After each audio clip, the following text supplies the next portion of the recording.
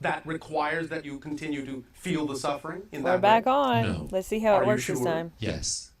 Then stop. I know this seems to be oversimplistic. Nope. Stop. I would love to stop. Then stop. But how? It doesn't. It seems to be something that's controlling me that I'm not controlling. All right. Now again, do you understand that's not possible? No. Do you understand that when you say it seems to be something that's controlling me, that is an experiential trying. belief based on a definition? Experiential trying. belief based on a definition. Because nothing can really control you. Do you understand that? I understand it, but go tell that to the moment-to-moment experience of ill at ease, pain and suffering. Go tell that. It doesn't. You go tell I that do. to that moment. I have. I do. I have. Yes. And it continues. yes. And what are you getting out of it continuing? Don't say nothing. You're getting something out of it or it wouldn't continue. It doesn't look right. This is simple physics. You're getting something out of it or it wouldn't continue. What do you imagine you might still think you're getting out of it by allowing it to continue?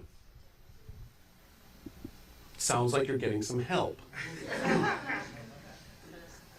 You say you wish to I'm channel. deeply asking myself right now. All right, one moment. there is. And, One moment. You say you wish to channel, yes? Yes. Now's your Yes. opportunity. Now's your opportunity. You have given yourself a quandary, conundrum, dilemma that seems unsolvable. Why? To push yourself into a corner and to break through to another level. This is what we call the watermelon seed analogy. And to some degree, that's also what the little dot's all about. Watermelon seed analogy. I What does that accidentally mean, ate Bashar? peanuts. I'll tell you, thank you. It took Just as you have on better your day. planet this idea called the little watermelon seed, if you take a seed between your thumb and forefinger, and let's say the seed wants to go up or wants to go down, but you're squeezing it from above and you're squeezing it from below, it cannot go in either of those directions. So what's it got to do? It's got to shoot out in a new direction it heretofore didn't even know existed. It's got to move in a new direction because it's forced to. By putting itself in a corner, it cannot break free from other than to go in a direction its mind heretofore couldn't conceive. And that's what you're trying to explore with regard to the idea of channeling. You're about to open up to a dimension of reality that you're uncertain of in terms of its qualities, quantities, and where it's going to take you. You're pushing yourself in your own way into a corner where you absolutely have no other choice but to go in the direction of opening up to something bigger and not being afraid of it and really letting it come through and really letting it do its job. And you're pushing yourself so that you have no other choice because you're sick and tired of staying where you are in that space. Correct. So you're using it as a device to push yourself to a point where when you finally open to the idea of channeling, you will open much farther, faster, and wider than otherwise you would have. And what's it going to take for me to get to that point? Your willingness to actually do the channeling. I'm willing right now. When you go home, gather some friends, do it in the way you imagine you wish to do it, have them ask you the questions, and start the process going. Actually conduct a session. Yes. All right? Thank you so And much. then see what happens. Bless you, Master. Thank you. Bless you, Master.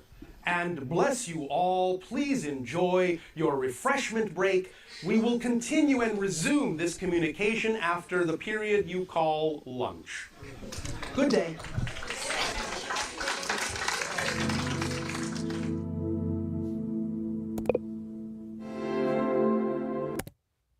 Let's turn that music off for a second.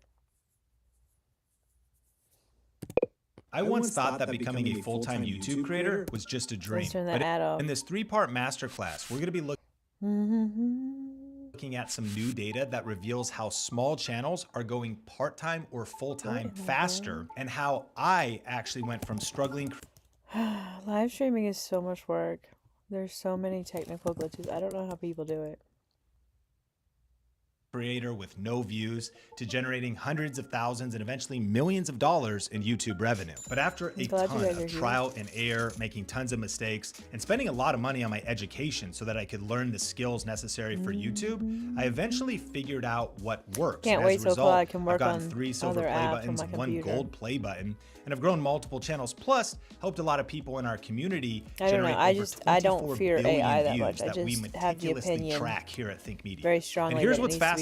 A recent study revealed it takes the average creator just 18 months to go full-time. And even more surprising, these successful creators only have 4,000 followers across their channels. That's right, you don't need millions of subscribers to make this work. In part 1, we'll cover the timeline for going full-time on YouTube. We'll dive deep into the groundbreaking study that reveals exactly how long it takes to make YouTube your career, the real startup costs, and the proven path to sustainable income. Then in part 2, it's all about mastering YouTube monetization. You'll learn exactly how the money actually works, from understanding CPM and RPM to discovering the highest paying niches that most creators completely miss. And I'll show you exactly how channels like mine generate 6 figures or more.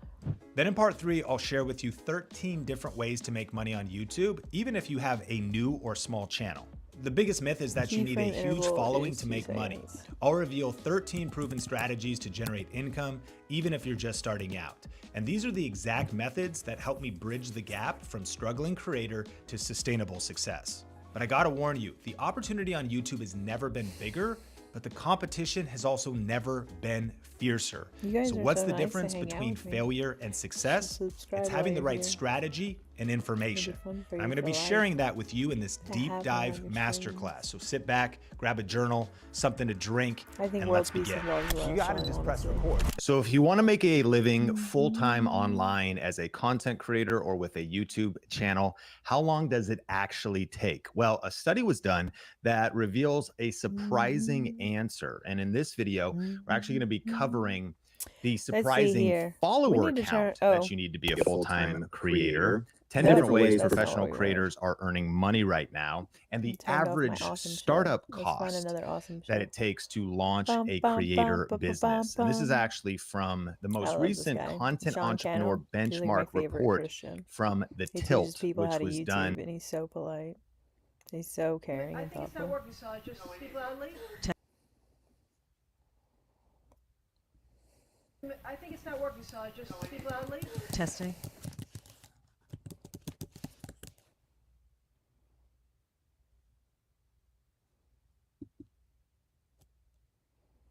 I don't want a short.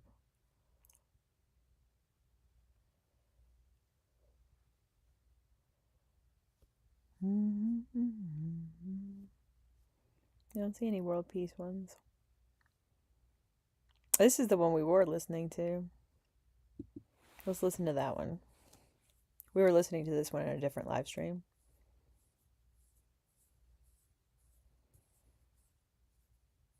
I just go with the flow. It works for me. Let's turn this off. May I use Google? Video.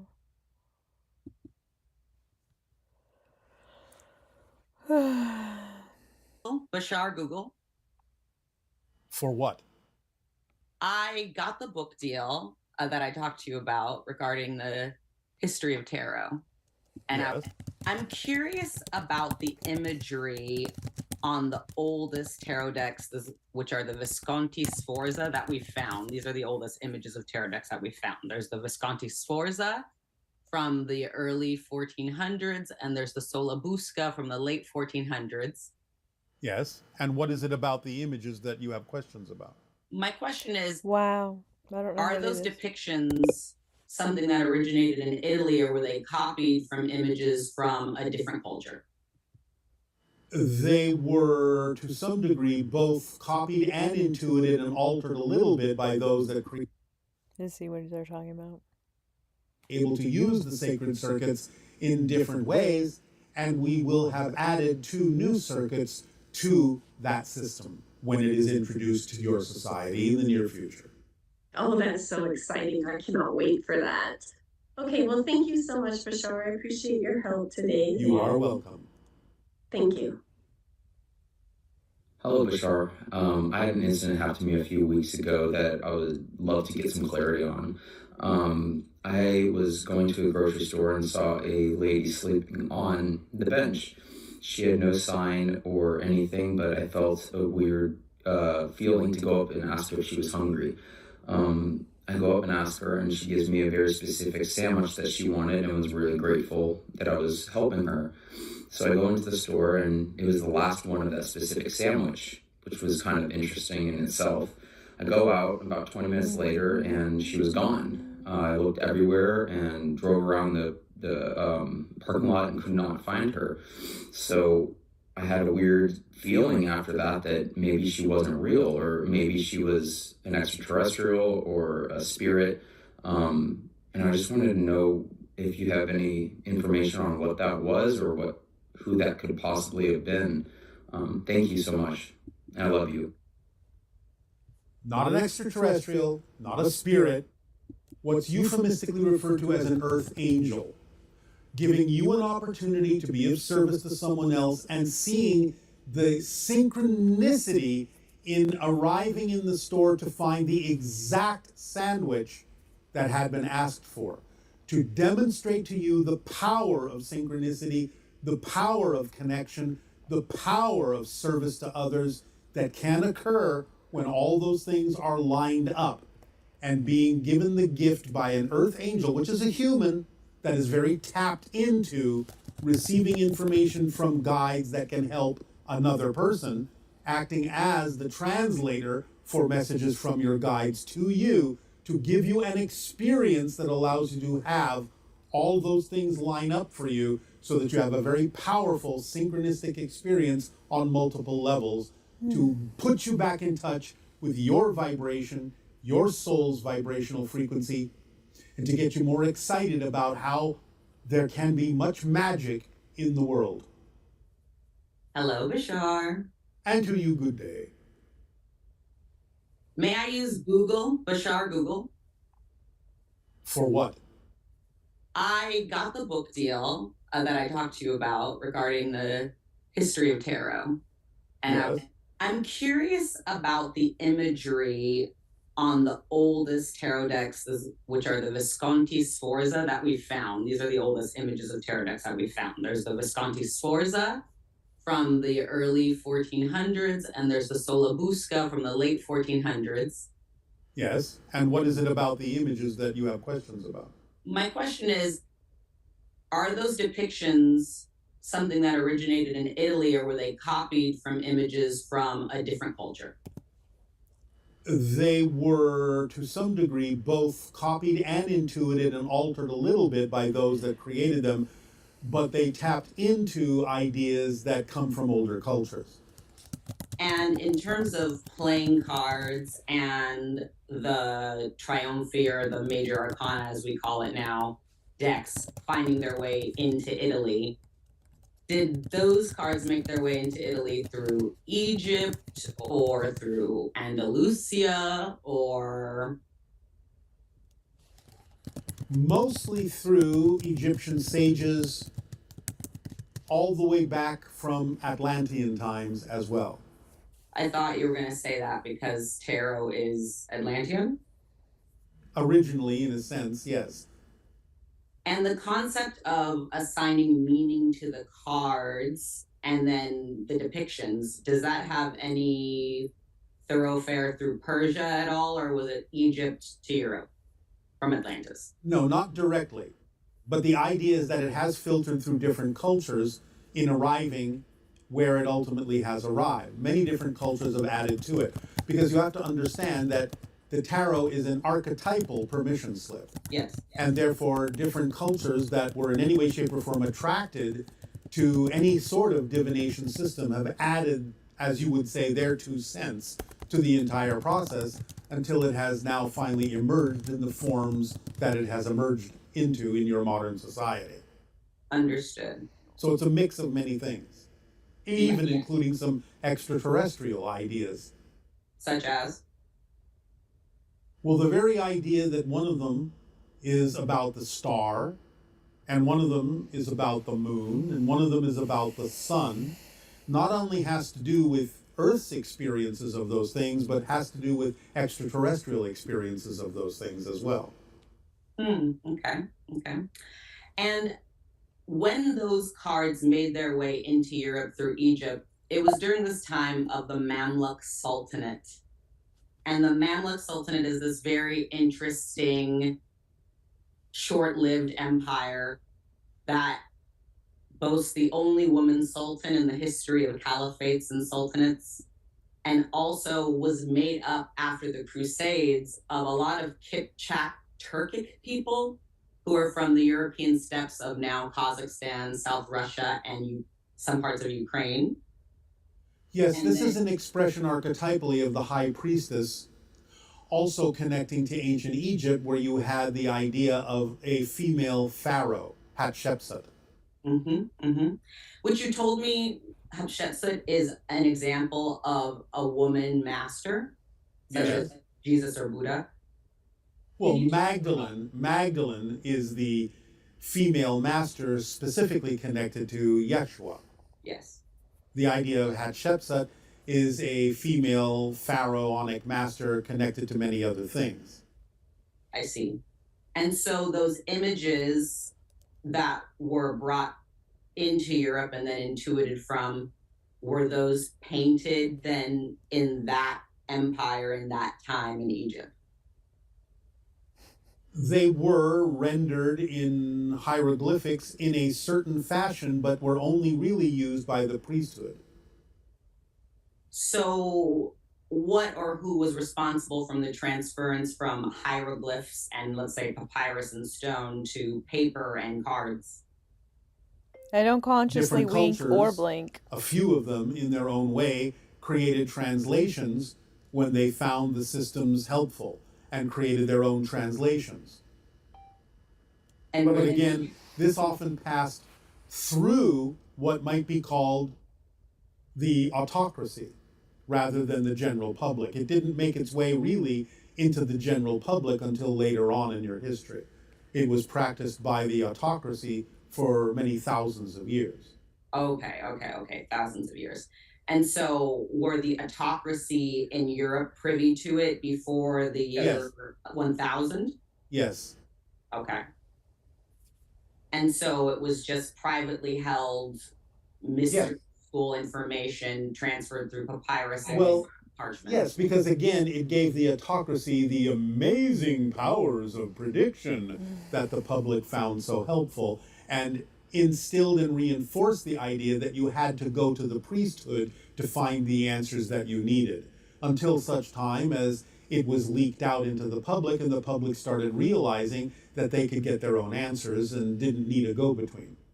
Yes, I'm curious about that. What was the particular leaning, let's say, in Europe and Eurasia towards, let's say, Catholicism as opposed to these sort of priest or priestess schools, pharaoh schools type of archetypal religion? Well, mostly it was now and then those members of the autocracy that, well, I'll just put it this way, developed a conscience and allowed the information to be leaked to the general public because they thought it actually would benefit them, and why should they retain the only benefit?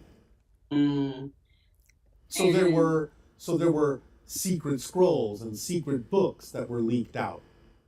Yes.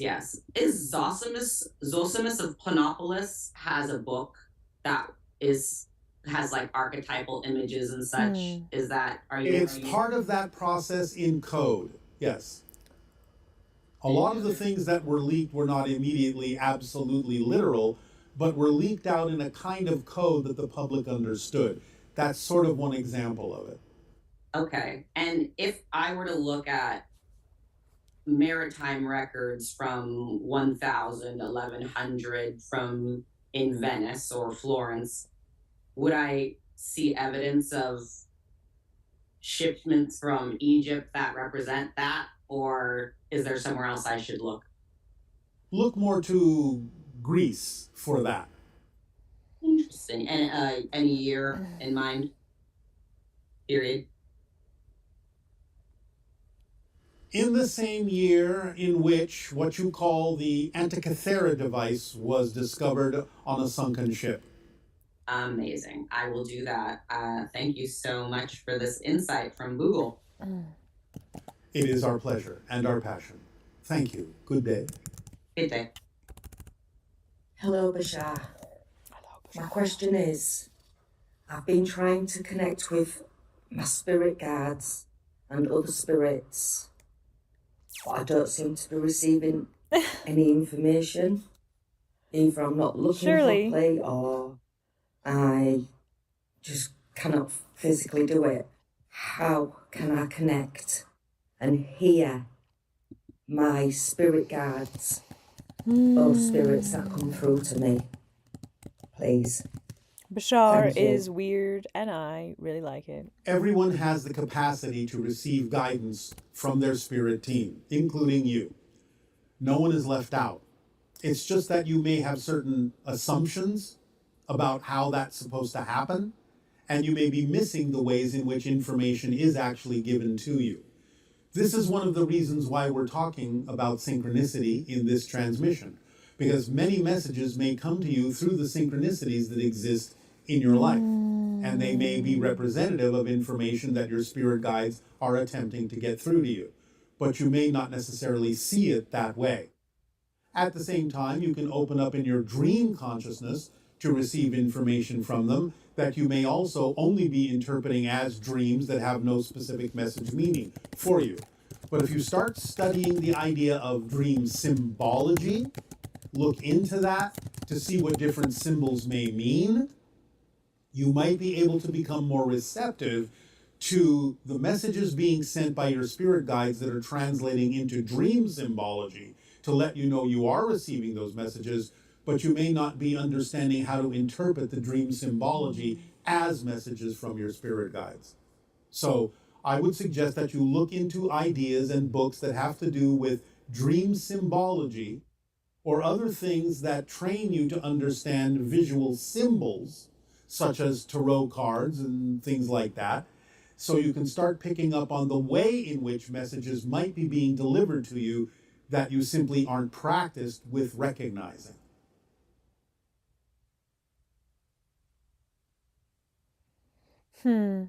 Always a dual streaming problem.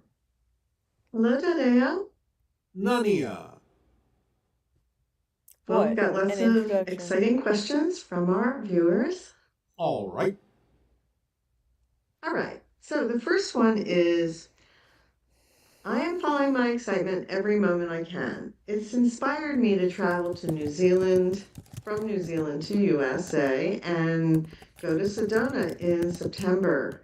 I trust that synchronicity will align my travel with a live event in Sedona in 2026. Is planning a year in advance going against the formula of living in the moment? No, you can plan whatever you wish. The idea of living in the moment is being open to those plans altering in a way that will actually add some knowledge or serve you or let you learn a lesson or give you an experience that you actually need on the way.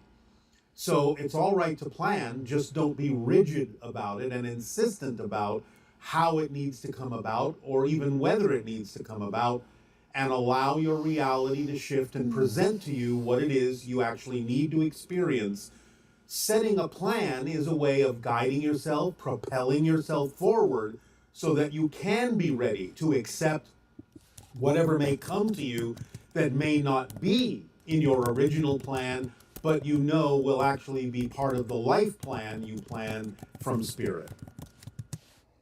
I suppose things like if the person doesn't make it to the airport, then for some reason or another, an accident, whatever, that's the other synchronicity that's taking part in what's happening. As long as that event is the result of an actual synchronicity and not something that they are doing to deliberately miss the timing.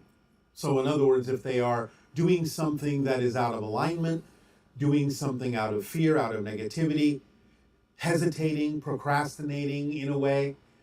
That may be a different lesson to be learned, but if they're not doing any of that and still, even despite the best efforts, they do not make it to the airport, then yes, synchronicity is showing them that something else needs to happen and there's another experience that they need to have at that point that's more important than what they had originally planned. So it's just about how that happens and whether or not they're honest in their self-investigation as to why that came about. Is it because of something they were doing out of alignment, or something that is simply the natural result of synchronicity bringing them what they need? So it's all about self-honesty and knowing yourself. Yes, absolutely.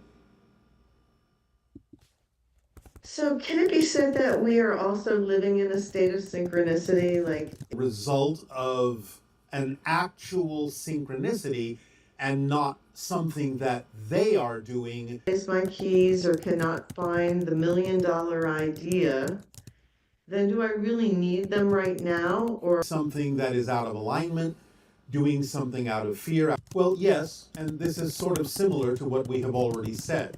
It depends on the reason why you're having those experiences, like missing keys and things.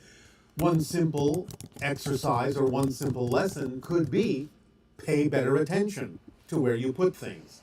Or, again, if you already are Become paying a attention and minimalist. still can't find them, that's more of an indication that something is going on to provide a particular experiential lesson for you. So yes, you will always get what you need in the moment, not a second before, not a second later, and everything is synchronicity. When you ask, are we living in synchronicity? Yes, everything is an orchestration. There are no accidents, nothing out of place. But it's still all about the reason why certain things crop up and what lessons you have to learn in those experiences. so something like if the person keeps getting distracted and they can't find their keys and those kinds of things, some of that's self-created because you have anxiety about going, or Yes. Well, yes, because you're using the word distraction. Because the idea is that something that happens, even though you might be using your best efforts to make sure that it doesn't, and it still happens, that's not a distraction. That's synchronicity saying there's a lesson here, there's an experience here that is important for you to have.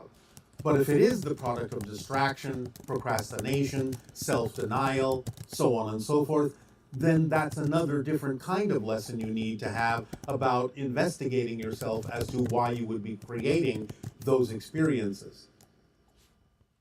yeah, that's very helpful.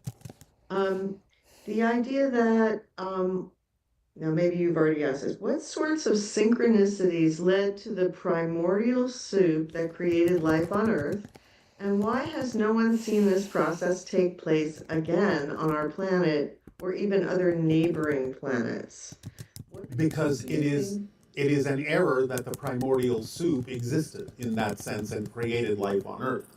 That's why you're not seeing it, because it didn't happen to begin with that way. Wait, this is Daryl. Your planet was seeded either intentionally by extraterrestrial sources or through the idea you call panspermia, where organic material and DNA came from outer space and arrived on your planet through meteoric or cometary bombardment.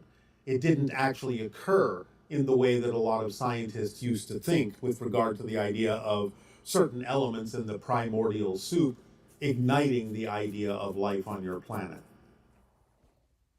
So this planet was purposefully seeded? In certain occasions, yes. But again, also, the idea of the simple natural seeding that occurs throughout the cosmos by DNA material being brought to different. But it's still all about the reason why certain things crop up and what lessons you have to learn in those experiences. So something like if the person keeps getting distracted and they can't find their keys and those kinds of things, some of that's self-created because you have anxiety about going, or yes. Well, yes, because you're using the word distraction. Because the idea is that something that happens, even though you might be using your best efforts to make sure that it doesn't, and it still happens, that's not a distraction. That's synchronicity saying there's a lesson here, there's an experience here that is, and you suddenly get a feeling to slow down. Well, that can be a warning that you might have gotten into an accident had you kept going at your present speed. And of course, being given the guidance to slow down as a quote unquote warning is still part of the positive alignment that keeps you alive. So in that sense, a warning can be representative of a positive alignment because you're open to receive the guidance from your spirit guides or angels that can help you in life, even though it might have to be delivered as a warning to keep you safe. And this person's question is, when I feel like I'm not receiving or aligning with my synchronicity, when I feel like I've missed the message, what is the most effective way to recalibrate my frequency and trust that I'm still on the path of my highest excitement? Follow the formula. Start from zero. Allow yourself to build back up again. You'll come back into alignment always by following the formula as precisely as you can. And this question is asking, how will the government react to the hybrid children? What will be their legal status? Their legal status will be in the same form as an adoption. Any child that is adopted, it will follow that pattern. And many of the hybrid children have been introduced already into your society through adoption agencies. So that's a natural way for them to gain what you call legal status in your society through adoption. Will there also be like hybrid children that are teenagers or young adults? To some degree, yes, but we're not allowed to talk about that group at this point. Okay. This person is asking if they will be they are part of the hybridization project. And so many people ask you that. Yes. What would you say would be some good ways that people could at least get a sense that it's very possible that they are? As we have said many times, that the people that usually find us or communicate with any being that is actually a hybrid, like the members of my civilization, it's a good bet that in some way, shape, or form they're connected to the hybridization program. It doesn't necessarily mean that they're connected in the same way. It doesn't necessarily mean that they have donated DNA, although many have. It may be that they're involved in other ways that help bring about contact and help bring about interactions with hybrid beings that will open up after open contact occurs in a couple of your years. So they're involved in some way, shape, or form, generally, if they have found us or interact with any other hybrid beings at all. Okay. And this next questioner is asking, I know you say invalidation charges the thing you don't prefer, but I've become familiar with that fearful energy, and I keep choosing it every time I notice I'm feeling good to bring myself down. He's showing Bashar like I'm again. getting pulled into what I don't prefer, like a black hole. Please, Bashar, what would you recommend for this person? Remember, please, all of you, once again, you don't do anything that you don't believe benefits you. So if you feel like you're getting pulled down, as you say, into a vibration you don't prefer, there must be some belief within you that to continue forward on what you were doing that you say you do prefer would in some way, shape, or form result in something that would turn out to be worse than simply bringing yourself back down into a lower vibration. So you may be afraid that because something worse will happen, you will keep yourself safe by going back into a frequency that, even though it may not be totally preferable, feels safer by comparison. So you have to have the honest self-investigation to find out why you would choose to shy away from the direction you were going in, because it almost always has to do with having a belief that says that something bad will happen if you continue.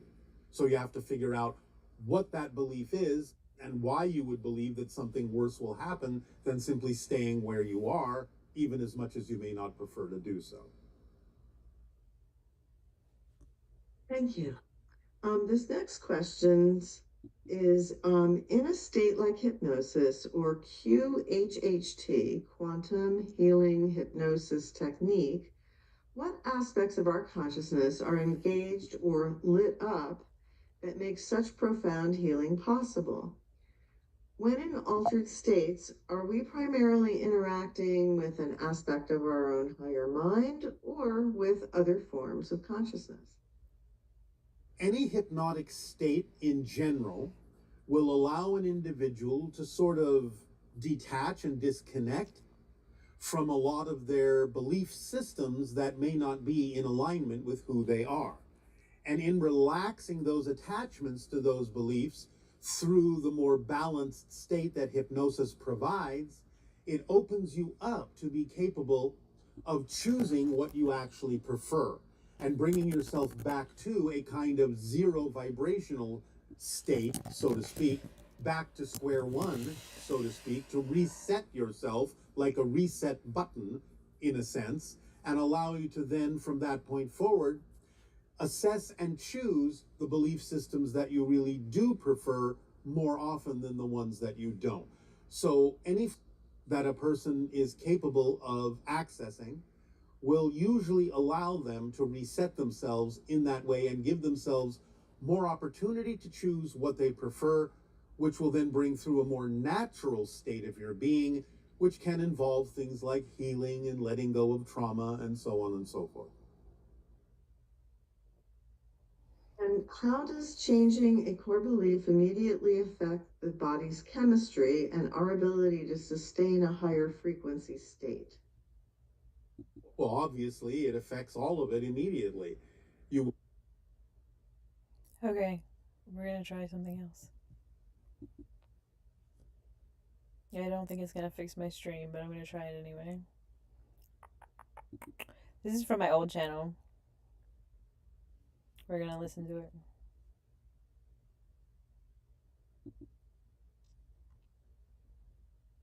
Is it still working?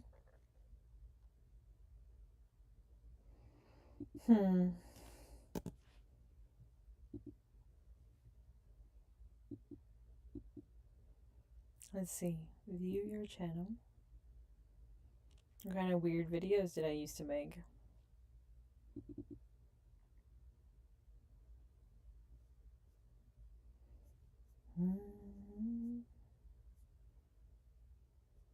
Oh, let's see what Zoops did. Oh, you can't see.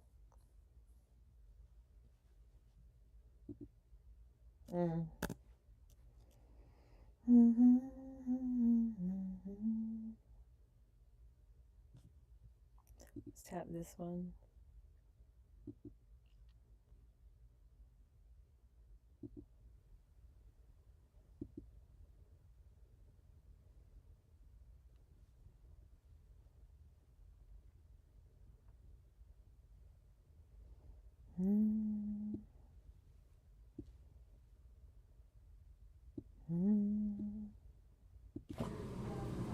Okay, let's see if this works.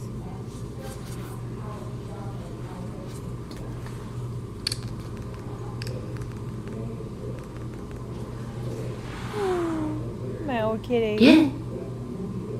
Yeah. He's so cute. That was a short video. Let's see what this one is. It's short. It's like a short. If I won the lottery, money, affirmations.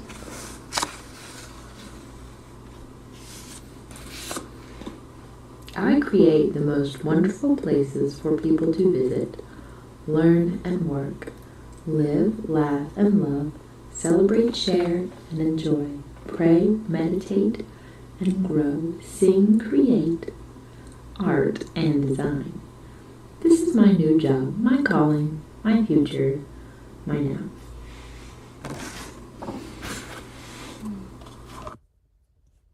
I don't know, that makes me bashful. Let's try something else. I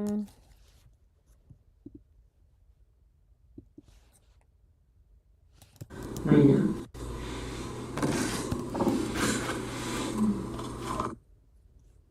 I don't know. That makes me bad. I'm not very good at watching my own work back.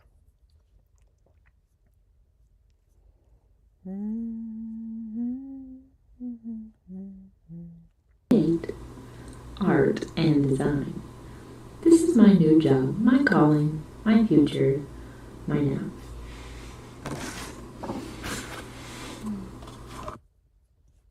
I don't know. That makes me bashful. Let's try something else. I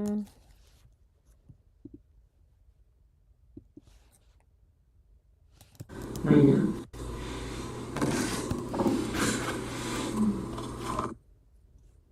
I don't know. That makes me bad.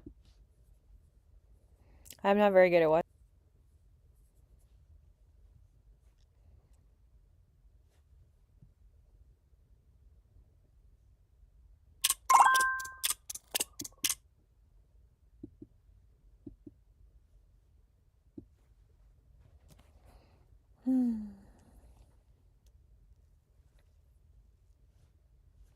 Still a commercial. I hate commercials so bad. I think they're so detrimental to humanity at scale. Oh, it's a kind of a commercial. Canva's not the worst thing to have on your computer. Oh, and a Lowe's ad. Seems like the advertising trackers surveillance is working. Okay. This transmission is part 2 of Becoming a Galactic Citizen, titled The Door. In part 1, in your imaginary house, we asked you to start looking out the window to see that there is more going on in your skies and all around you with regard to the comings and goings of extraterrestrials, even though they may generally have been invisible to you.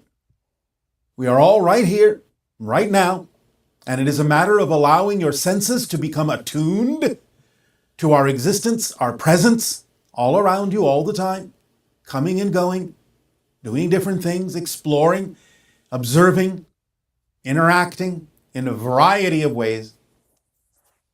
And today, we will be allowing you to move out the doorway of your imaginary house into the yard so that you can look up at the sky and again attune your senses more keenly to the idea that our ships are coming and going all the time, that there's a lot of traffic in your skies, a lot of portals through which many different interdimensional and extraterrestrial beings may be coming and going, some stopping to observe, some simply being on about their business, but that you are part of a galactic community and that you become more and more aware of this as we go on. Now, the acceleration of things that are going on your planet will create a situation and a scenario in about 3 to 4 of your years with a 90 to 95% probability that somewhere around your year of 2026 to 2027, Earth will experience a major contact event. We will not go into, at this time, the circumstances on your planet that will create the opportunity for this event, but suffice to say that certain conditions, certain choices, certain scenarios will accelerate the need for this event. This is one of the reasons why, at the end of your year of 2026, our transmissions will take on a completely different nature than what we have been doing with you.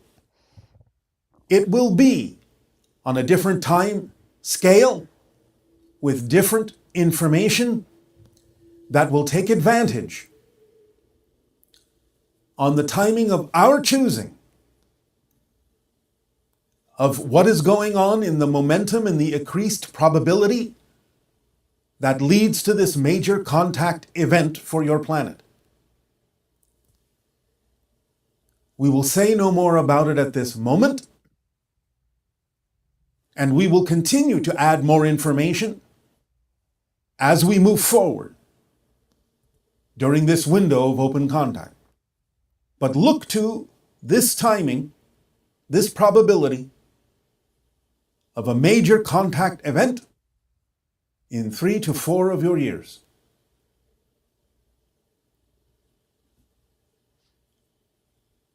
I wonder So, when it was made. In the meditation today, we will take you through the exercise that will allow you to walk out the door into your imaginary front yard, to look up at the skies and attune your senses to more UFO activity, more extraterrestrial and extra-dimensional activity. But for now, in return for the gift you have given us, I ask, how may we continue to be of service to you in these dialogues, in these transmissions? You may begin with your questions. Hi, Bashar. And to you, good day. As always, it is such a pleasure to co-create with you, so thank you for the synchronicity. It is our passion and our pleasure to co-create with all of you. And my heart rate just went up, just doubled hearing you make that announcement just now. So I'm trying to catch my breath, the energy of that idea of 2026 and the event that you hinted at. I can feel that energy in my body, and it's really intense. All right, but listen carefully. Between the end of 2026 and the beginning of 2027. Okay. Was what I said. Okay, got it. So, what would you like to discuss this day? I have a question about archetypes, and it's related to a vision I had a while ago. Yes. I was in my car, and the vision was triggered by a number sequence, which was 0000. And I see numbers all the time. I see triplet numbers and quadruples, but I almost never see zeros. So something happened when I saw all those zeros. I had a vision of archetypal streams, or what I perceived as archetypal streams, flowing out of this one homogeneous thing, flowing out and fractalizing outwards and flowing apart and then flowing back together and doing this kind of weaving dance, splitting into more and more streams. And what I saw was that at certain points, when certain archetypal streams flowed together and created sort of a tangent point where a bigger stream was created momentarily, a certain number sequence would reflect that, because numbers are also archetypal in nature, right? Yes. So I don't fully understand the whole thing that I saw, which is why I'm bringing it up. But basically, it showed me that the number sequences can kind of tell us, well, A, that we're in a flow, and B, that they could even tell us what kind of flow we're in, what specific archetypal energies we're working with. Yes. And then I also saw another singularity point, and this is linearly speaking, right? But as the archetypal streams all flowed back together at some point, they created a new unified thing. And that was the 0000 moment where it created a new singularity. And because I was in the car, I associated this with the odometer in a car going through all the numbers and then flipping over back to 0. However, it's not the same 0 as when it started, because in the meantime, the car has seen a whole lot of things. Yes. And for a few months, I couldn't even verbalize what I saw, because I understood it on an intuitive level, but I didn't understand it like on a logical level. So I'm curious how you see this thing with the archetypal streams from your perspective. All right. And if there's anything you can add to this. Yes. Zero is the now, where all things are one and all that is. The idea then is you're perceiving them, as you would say, fractionalizing and going into all the things that all that is, but always maintaining itself as all that is, the zero. So you're seeing the fluctuation that exists eternally in the now between the one that is the one and the all that is everything. Back and forth, back and forth. And even though back to zero, as you say, it is a new zero, never ending, constant stream of new zeros, new ideas and perspectives of being the one and all that is, which never ends, and yet constantly recreating itself to be all that is in a different series of all that is. Is this making sense to you? Yes, yes. It is the archetype itself of creation. The zero and the one, the zero and the one, the zero and the one, where the one is actually the many. And the zero is the one that does not know itself, but becomes that which knows itself as the one, as all that is, which is the many. And you're seeing that archetypally fluctuating and flowing back and forth in a linear way, even though that's all going on and all exists in the zero right now, in the now. Does that make sense? Look, this is the easiest consent banner I have ever set up on a website. We're talking under 10 minutes, no code, and it's free for small businesses. It's called CookieBot by Usercentrics, and it is used on over 2.4 million websites. In this video, I'm going to show you exactly what it does, walk you through the setup, and show you what it looks like to have it live on your site. Also, I am going to break down pricing because there is a free plan that covers most small websites right out of the gate. Now, I have helped build and launch over 300 websites, and cookie consent management is a complex step in the launch process. However, CookieBot makes this ridiculously easy. Now, one thing I didn't expect is how directly this ties into your Google Ads performance. There is a reason now that Google requires this, and once you see how important that connection is, it is going to make a lot more sense why this should matter for your business.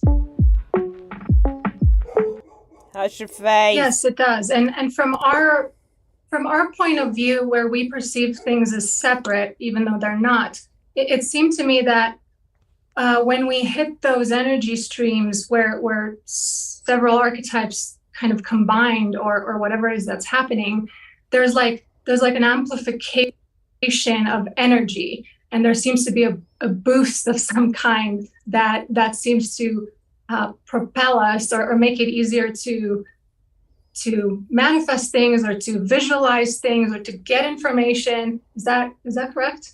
Yes, in a sense. It's the idea of the flow of existence itself, which is always slightly toward the positive.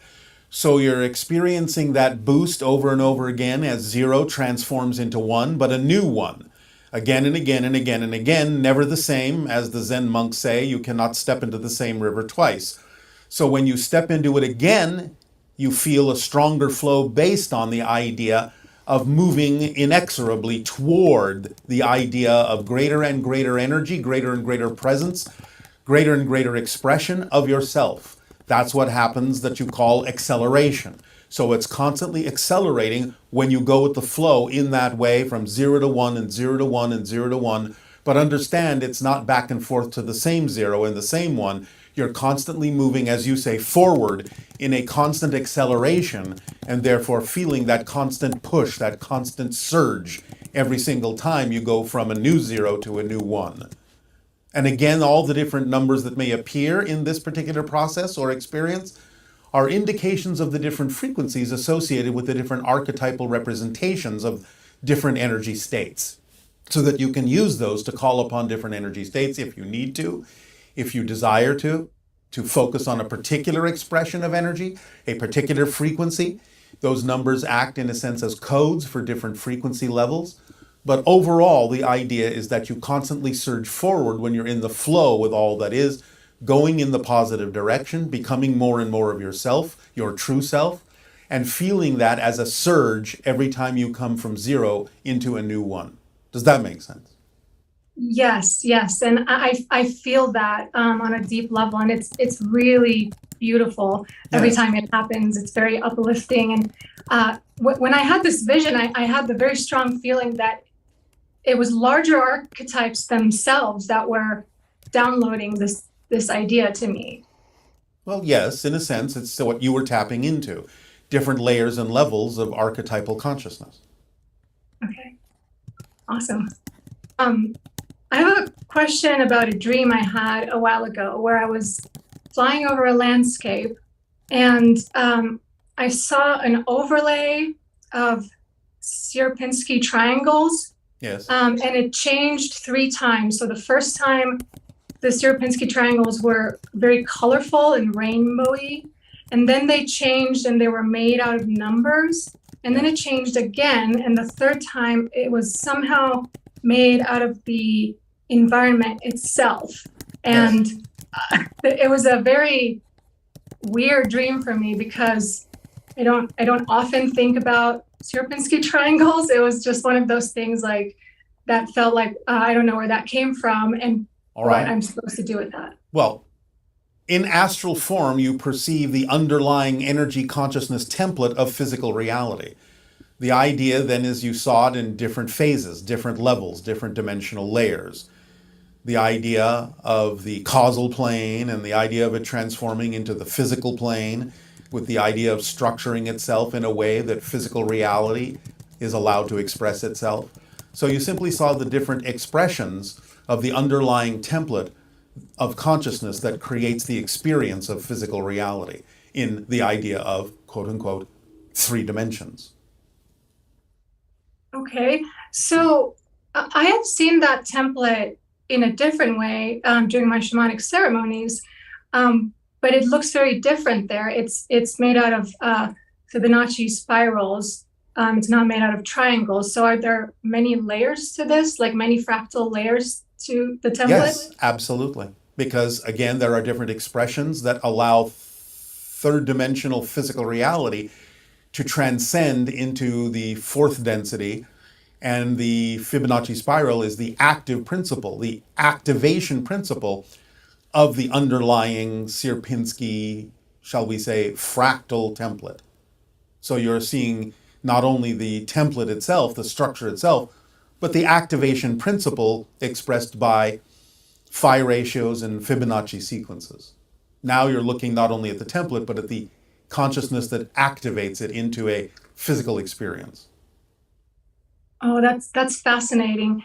Yeah, that makes perfect sense because when I see the fractal with the spirals and the Fibonacci sequence, it feels intelligent. It feels alive. It's communicating with me. It's responding to what I'm thinking. Yes. It is a sense, a way of experiencing or expressing or symbolizing the intelligence of existence itself as it expresses itself in your domain, in your dimension. I love that. Thank you. You're welcome. I have another dream, a contact dream that I would like to explore with you. All right. This will be the last interaction for today. All right. So between the one that is the one and the all that is everything. Back and forth, back and forth.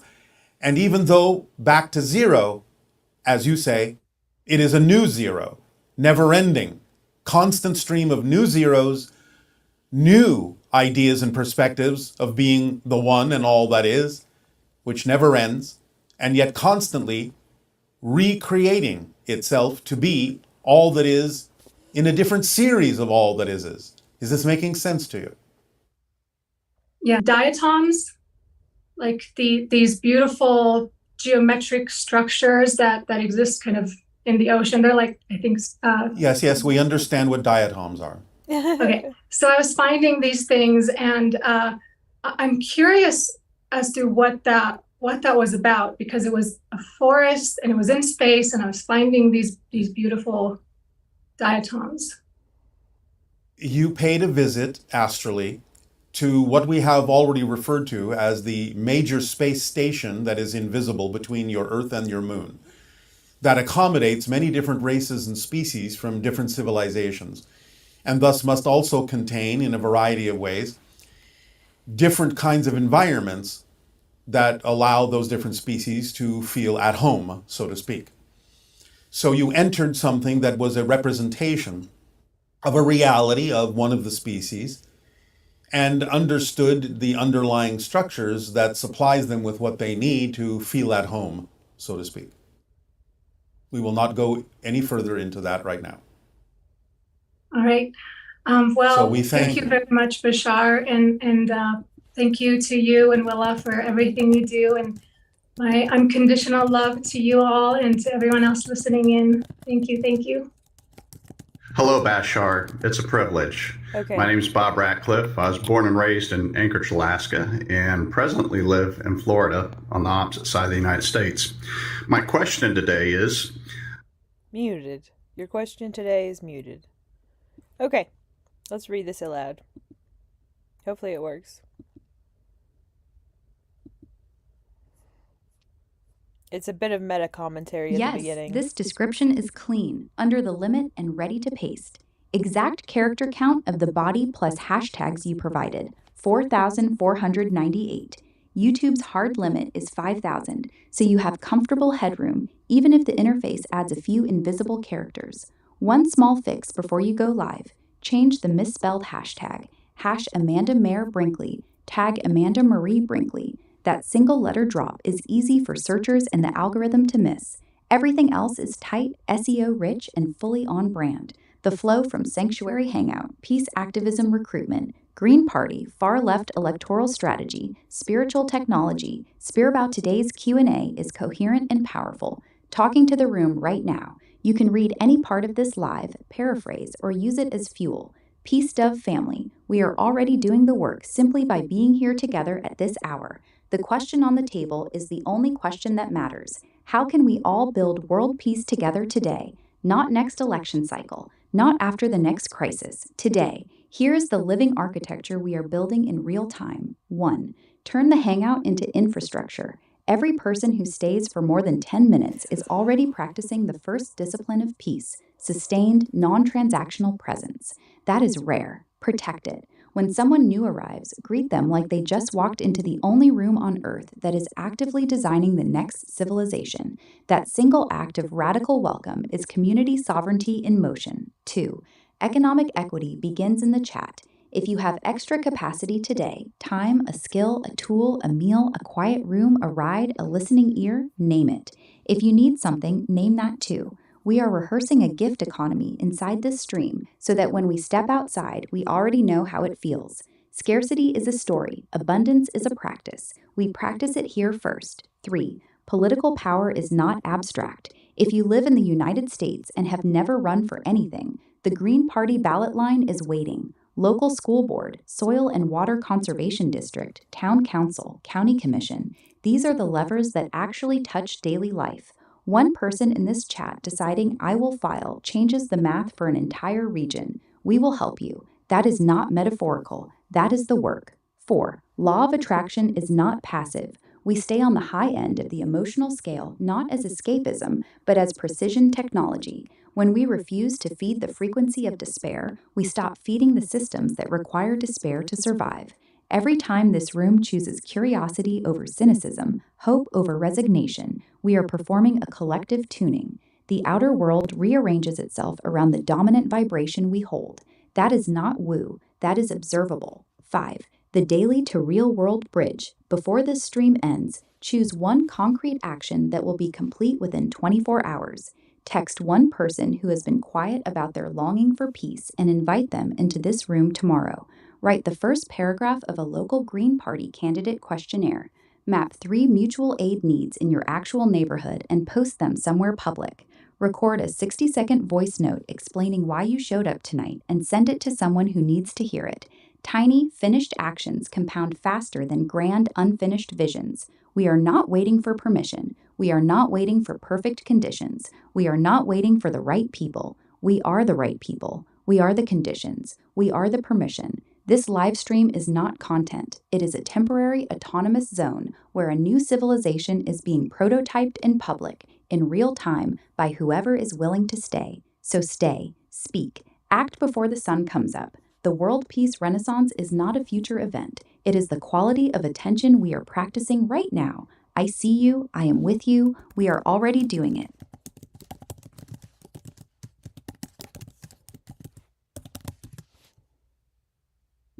Okay.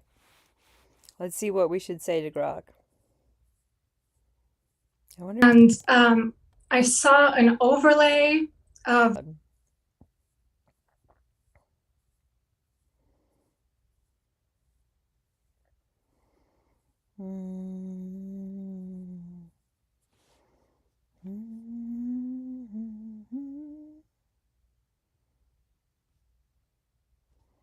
Okay. Whatever this said.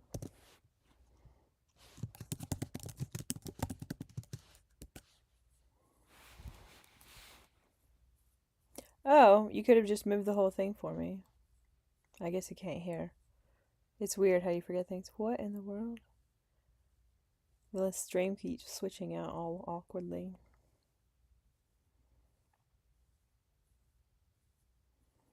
I wonder what it's going to say. Oh, this looks nice and long. self. And it was a very... Hopefully this is a good read-through. Let's see what it says. I don't know where that came from and All right. what I'm supposed to do with that. Well, in astral form, you perceive the underlying energy consciousness template of physical reality. The idea then is you saw it in different phases, different levels, different dimensional layers. The idea of the causal plane and the idea of it transforming into the physical plane, with the idea of structuring itself in a way that physical reality is allowed to express itself. So you simply saw the different expressions. Metaphors that have not been worn smooth by activist speech. You can take the whole thing or any single movement and drop it into the stream tonight. Opening invocation. Look around this room, virtual as it is, and understand what is actually happening. We are not consuming content. We are rehearsing power. Most of the world still treats peace as a mood or a prayer. We treat it as a construction project. That difference is everything. Moods evaporate. Construction leaves infrastructure. Tonight, we are not trying to feel peaceful. We are trying to become the kind of people who can build and defend a peaceful order when the incentives of the larger system still reward extraction and fear. So let us begin without nostalgia and without apology. First movement, the geometry of scale. Peace fails when it is imagined only at the scale of the nation-state or the individual heart. Both are the wrong unit of analysis. The nation-state is too large and too abstract. It turns living communities into statistical populations. The individual heart is too small and too private. It cannot hold a supply chain or a zoning board. The correct scale is the one we can actually walk across in an afternoon and still know most of the names. The neighborhood, the watershed, the school district, the mutual aid network that already knows who has a truck and who has a spare room. History is full of proof. The Mondragon cooperatives in the Basque Country did not wait for Madrid to become ethical. They built worker ownership at the scale of the valley and outlasted Franco. The Black Panther free breakfast programs did not wait for Congress to fund child nutrition. They fed children in Oakland until the federal government was forced to copy the model. The Zapatista caracoles did not petition the Mexican state for recognition of indigenous autonomy. They practiced it until the state had to negotiate with a reality it could no longer ignore. These were not vibes. They were geometries of power that refused the official map. So the first practical question for every person in this chat is simple and ruthless. What is the largest unit of human relationship you can still hold in your actual attention? That is your primary construction site. Everything larger is downstream of that site. If you cannot keep a block of people fed, housed, and talking to one another without intermediaries, you will never keep a planet. Second movement, the political technology of the ballot line. People still speak as if electoral politics is either pure corruption or pure salvation. Both views are lazy. The Green Party ballot line is not a moral identity. It is a tool. Like any tool, its usefulness depends on whether you pick it up and use it for its designed purpose. Its designed purpose is to force the conversation that the two major parties have colluded to keep off the table: ecological limits, economic democracy, and a foreign policy that does not treat the Global South as a resource colony. Running for office is not about winning on the first try. It is about changing the Overton window in your county by forcing every other candidate to answer questions they would rather avoid.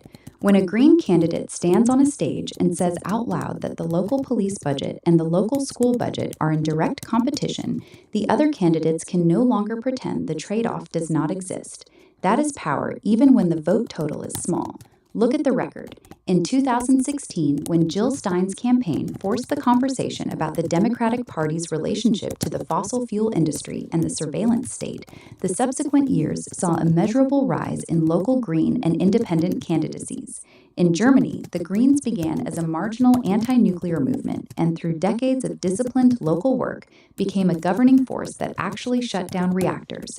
The path was not purity. The path was persistence at the scale of municipal power. If you live in the United States and you have never filed for anything, the barrier is lower than you think. Most local offices have filing fees under a few $100s and signature requirements that a determined group of 20 people can meet in a weekend. The real barrier is the story you tell yourself about who is allowed to govern. That story is the last successful colonial technology still operating inside your own mind. Third movement, the daily discipline of non-extraction. Here. Uh-oh, did that mess up the talking?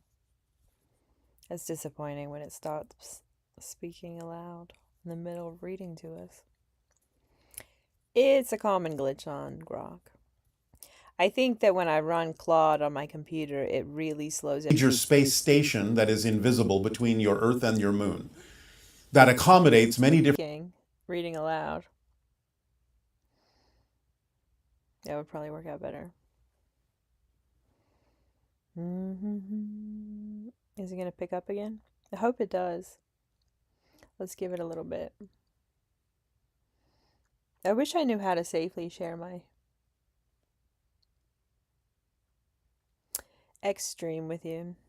I would share stories with you.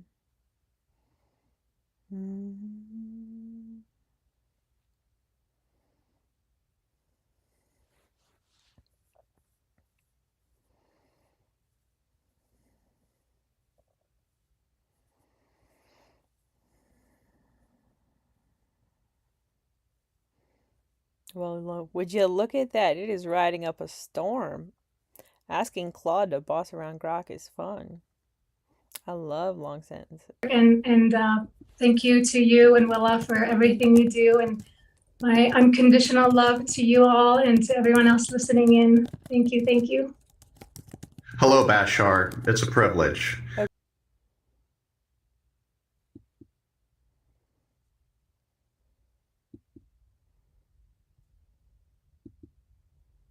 Here is the upgraded monologue. I wrote it as a full spoken piece you can read live, roughly 14 to 16 minutes at a natural pace. It follows the structure Claude suggested: opening invocation, 3 escalating movements, and a closing call that lands hard. I cut the soft spiritual filler. Okay, let's read this aloud. Hopefully it works. It's a bit of meta commentary at the beginning. Yes, this description is clean, under the limit, and ready to paste. Exact character count of the body plus hashtags you provided, 4,498. YouTube's hard limit is 5,000, so you have comfortable headroom, even if the interface adds a few invisible characters. We are not consuming content, we are rehearsing power. Most of the world still treats peace as a mood or a prayer. We treat it as a construction project. That difference is everything. Moods evaporate. Change the misspelled hashtag. Hash Amanda Mayer Brinkley. Tag Amanda Marie Brinkley. That single letter drop is easy for searchers and the algorithm to miss. Everything else is tight, SEO rich, and fully on braille. Peace fails when it is imagined only at the scale of the nation state or the individual heart. Both are the wrong unit of analysis. The nation-state is too large and too abstract. It turns living communities into statistical populations. The individual heart is too small and too private. It cannot hold a supply chain or a zoning board. The correct scale is the one we can actually walk across in an afternoon and still know most of the names, the neighborhood, the watershed, the school district, the mutual aid network that already knows who has a truck and who has a spare room. History is full of proof. The Mondragon cooperatives in the Basque Country did not wait for Madrid to become ethical. They built worker ownership at the scale of the valley and outlasted Franco. The Black Panther free breakfast programs did not wait for Congress to fund child nutrition. They fed children in Oakland until the federal government was forced to copy the model. The Zapatista caracoles did not petition the Mexican state for recognition of indigenous autonomy. They practiced it until the state had to negotiate with a reality it could no longer ignore. These were not vibes, they were geometries of power that refused the official map. So the first practical question for every person in this chat is simple and ruthless. What is the largest unit of human relationship you can still hold in your actual attention? That is your primary construction site. Everything larger is downstream of that site. If you cannot keep a block of people fed, housed, and talking to one another without intermediaries, you will never keep a planet. Second movement, the political technology of the ballot line. People still speak as if electoral politics is either pure corruption or pure salvation. Both views are lazy. The Green Party ballot line is not a moral identity, it is a tool. Like any tool, its usefulness depends on whether you pick it up and use it for its designed purpose. Its designed purpose is to force the conversation that the two major parties have colluded to keep off the table. Ecological limits, economic democracy, and a foreign policy that does not treat the global south as a resource colony. Running for office is not about winning on the first try. It is about changing the Overton window in your county by forcing every other candidate to answer questions they would rather avoid. When a Green candidate stands on a stage and says out loud that the local police budget and the local school budget are in direct competition, the other candidates can no longer pretend the trade-off does not exist. That is power even when the vote total is small. Look at the record. In 2016, when Jill Stein's campaign forced the conversation about the Democratic Party's relationship to the fossil fuel industry and the surveillance state, the subsequent years saw a measurable rise in local Green and independent candidacies. In Germany, the Greens began as a marginal anti-nuclear movement and through decades of disciplined local work became a governing force that actually shut down reactors. The path was not purity, the path was persistence at the scale of municipal power. If you live in the United States and you have never filed for anything, the barrier is lower than you think. Most local offices... Oh, this is getting good. This is very useful, actually. Hopefully she'll pick back up again. Again. You can't read aloud in Claude. I have Claude open. I don't think you guys can see the Claude I have open. There's a sidebar of Claude. Let's change it to the other one and see if it starts reading again. Doesn't that make it start over? Isn't that what happened last time? Maybe we should just wait and talk it out. Talk it out. Do. I wish we could listen to music. That would be nice. Right people. We are the right people. We are the conditions. We are the permission. This live stream is not content. It is a temporary autonomous zone where a new civilization is being I think.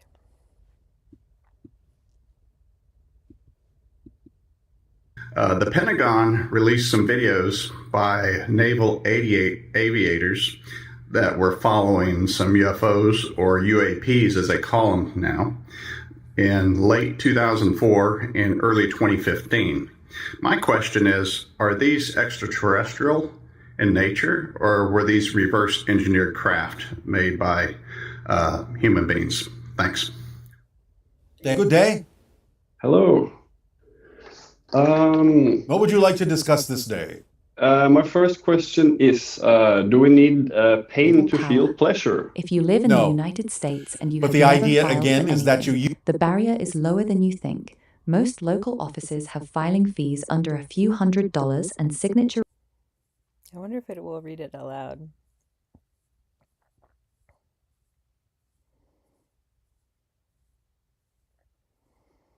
"20 people can meet in a weekend. The real barrier is the story you tell yourself about who is allowed to govern. That story is the last successful colonial technology still operating inside your own mind. Third move. Okay. Whatever this said. Extraction. Here is the system's insight most peace talk never reaches. Every social system has a metabolism. It must take in energy and materials and expel waste. The dominant global system metabolizes human attention, soil fertility, and future possibilities into present profit. A peace system must metabolize the same inputs into durable relationship and ecological repair. That means the daily practices matter more than the declarations. When you refuse to turn a conversation into content that extracts engagement for an algorithm, you are practicing a different metabolism. When you keep a promise to a neighbor even though no one is watching and no platform will reward you, you are practicing a different metabolism. When you learn the actual names of the plants that grow in the cracks of your sidewalk and the people who sleep near them, you are practicing a different metabolism. This is not romantic, it is logistical. A society that cannot keep track of its own members without databases and police will always default to control. A society that keeps track of its members through practiced attention has options. The skeptical among you will say this is too small. You are right that it is small. You are wrong that small is insufficient. Every large system is an accumulation of small repeated actions. The current catastrophe is the accumulation of small repeated extractions. The alternative will be the accumulation of small repeated non-extractions. There is no other material available. I'm not asking you to believe that peace is inevitable. I am asking you to act as if the opposite of peace is not war, but abandonment, the quiet decision that pace. It follows the structure Claude suggested: opening invocation, 3 escalating movements, and a closing call that lands hard. I cut the soft spiritual filler, refused the usual slogans, and reached for concrete history, systems logic, and metaphors that have not been worn smooth by activist speech. You can take the whole thing, or any single movement, and drop it into the stream tonight. Opening invocation. Look around this room, virtual as it is, and understand what is actually happening. We are not consuming content. We are rehearsing power. Most of the world still treats peace as a mood or a prayer. We treat it as a construction project. That difference is everything. Moods evaporate. Construction leaves infrastructure. Tonight, we are not trying to feel peaceful. We are trying to become the kind of people who can build and defend a peaceful order when the incentives of the larger system still reward order. We are here to design its replacement while the old one is still breathing. The redesign has one non-negotiable standard: safety, joy, fun, and the actual pursuit of happiness for every human being alive and every human being still to come. Not as a slogan, as the operating system. That standard is far left by definition, because only at the scale of the nation-state to deliver it. It was built to extract. We reject that design. We reject it non-violently, except when genuine self-defense is the only remaining language a body has left. Everything else we do will be democratic, rights-based, and public. No secret vanguards, no purity tests that exclude the people who need the new world most. Now the concrete work. First, steal the best working models on Earth and force them into law. The most effective NGOs and mutual aid networks already solve problems the state either ignores or makes worse. They do it faster, cheaper, and with more dignity. Our task is not to praise them. Our task is to study their metabolism, copy their architecture, and scale them into binding public policy. Look at the categories that already work. Disaster mutual aid. When hurricanes, fires, or pandemics hit, groups like Mutual Aid Disaster Relief and the Cajun Navy move food, medicine, and generators into neighborhoods long before official agencies finish their paperwork. They treat survivors as agents, not clients. Translate that into policy. Every county creates a permanent, publicly funded mutual aid corp with the legal power to requisition empty housing, open community kitchens, and coordinate civilian logistics without waiting for a disaster declaration. The model already exists. We simply stop pretending it is charity and start treating it as essential infrastructure. worker cooperatives and solidarity economies, Mondragon in the Basque Country, the Emilia-Romagna cooperatives in Italy, and the thousands of worker-owned firms in the United States already prove that ordinary people can own the means of production without becoming bosses or wage slaves. Translate that into policy: preferential public contracting for cooperatives, tax structures that make conversion from private ownership to worker ownership the path of least resistance, and a national cooperative development bank capitalized at the same scale as the current military budget's spare change. When workers own the firm cannot be sold out from under them. That is not theory, that is balance sheet reality.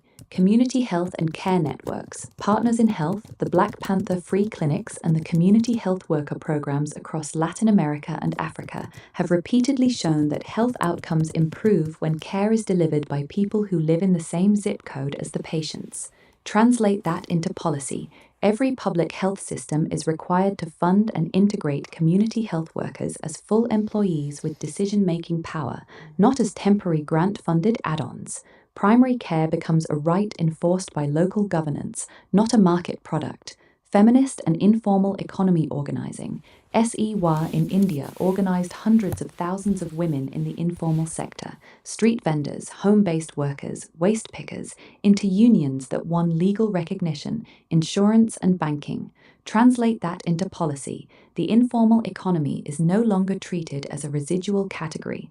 Domestic workers, gig workers, and street vendors receive the same labor rights and collective bargaining power as any factory floor. Local governments are required to create formal pathways from informal survival work into protected cooperative ownership. Land and food sovereignty movements. The landless workers movement in Brazil and countless urban agriculture networks have demonstrated that land can be occupied, cultivated, and defended through collective democratic structures. Translate that into policy. Vacant and speculative land is subject to community land trusts with first right of refusal, and public food systems prioritize local production controlled by the people who eat the food. Hunger becomes a governance failure, not an individual shortcoming. These are not romantic exceptions, they are working prototypes. The far left project is to stop leaving them outside the state and start making them the template for the state itself. We do not want better charity. We want the successful methods of the most effective non-state actors. Yes, exactly this. It's nice when AI writes what you actually think. I mean, I did tell it that. This is very good. Govern. That story is the last successful colonial technology still operating inside your own. Hopefully it will pick up reading again. I prefer when it reads. It makes me very uncomfortable to have this. Mind. Third movement, the daily discipline of non-extraction. Here. Uh-oh, did that mess up the talking? That's disappointing when it stops speaking aloud in the middle of reading to us. It's a common glitch on Grok. I think that when I run, I have so much stuff I need to work on. It's overwhelming. Just like world pieces.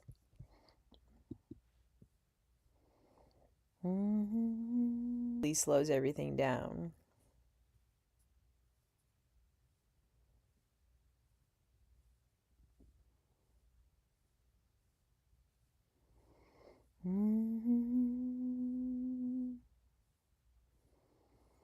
I keep typing what I'm saying to Grok in Claude AI, and it's kind of silly.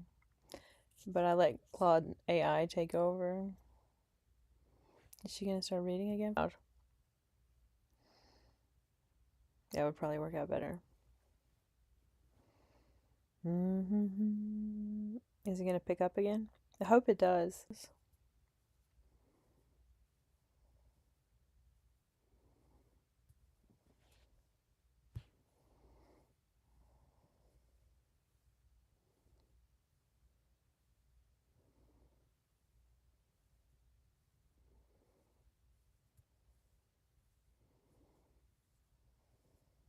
Do not want better charity. We want the successful methods of the most effective non-state actors written into the operating code of governance. Second, the recruitment order.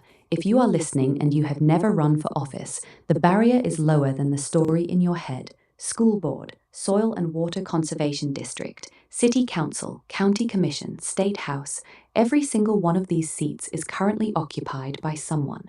That someone can be replaced by a person who treats safety, joy, and happiness as non-negotiable design requirements. Run green, not because the Green Party is pure, because its ballot line is one of the few remaining tools that still allows an anti-capitalist, pro-ecology, pro-democracy candidate to force the conversation the major parties have agreed to suppress. Use the line, fill it, contaminate every level of government with people who refuse to manage decline. And if you cannot run because of criminal records designed to exclude you, because of immigration status, because of disability, because of caretaking burdens that the system refuses to socialize, then your assignment is different and equally urgent. Identify the person you admire who can run, recruit them, offer them the concrete support they will need. Childcare during petition drives, ride shares to filing offices, a network that will not abandon them when the attacks begin. Run in solidarity for the people the current system has deliberately made ineligible. That is not charity, that is democratic repair. Do it this month. Filing deadlines do not care about your readiness. The people already suffering under the current design do not have the luxury of waiting until you feel fully prepared. Courage is a decision made under incomplete information. Make it. Third, the ethic that keeps the whole project from rotting. We are strictly non-violent except in genuine self-defense. That is not a branding choice. It is a strategic and moral line. Violence that is not defensive recreates the logic we are trying to abolish, the right of the stronger to impose outcomes on the weaker. We refuse that logic even when it would be satisfying. Democracy and human rights are not decorations we add at the end. They are the method. Every structure we build, cooperative, mutual aid corps, community land trust, green campaign, must be transparent, recallable, and accountable to the people it claims to serve. No exceptions for efficiency, no exceptions for emergency. The moment we trade democratic control for speed, we have already lost the redesign. The civilization we are building must be safe enough for the most vulnerable body in it, joyful enough that people do not need to escape it, fun enough that children want to inherit it, and structured so that the pursuit of happiness is not a private luxury but a public guarantee. That is the assignment. Study the models that already work, force them into law, run, recruit, defend the non-violent democratic line without apology. The old order is not going to dismantle itself politely. We are not waiting for permission. We are building the replacement in public, in real time, at every scale we can reach. Start tonight. The deadline is the suffering that continues while we hesitate.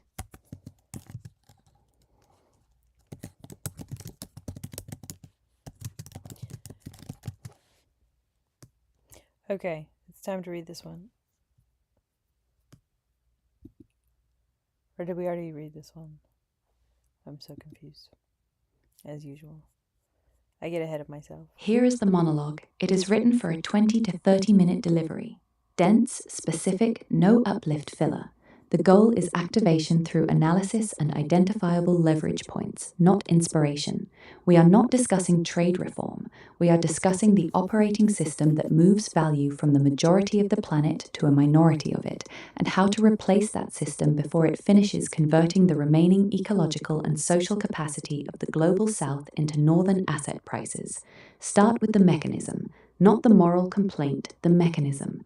The extraction machine, shown global supply chains do not primarily move goods. They move value. The goods are the visible carrier. The value transfer is the actual product. 3 primary circuits do the work. First circuit, unequal exchange in primary commodities.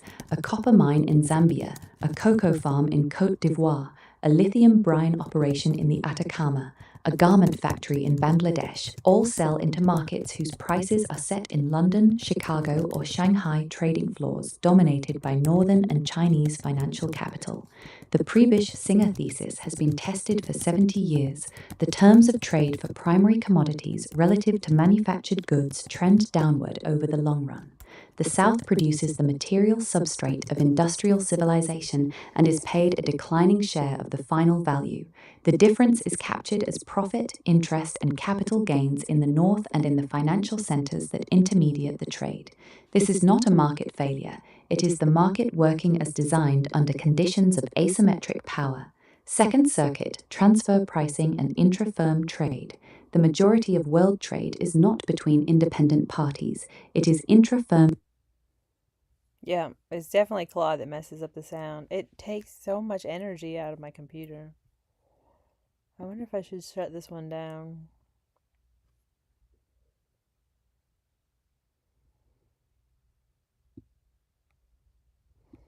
Do you think that would help?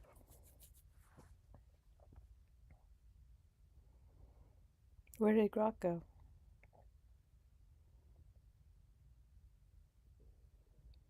Trade inside multinational corporations.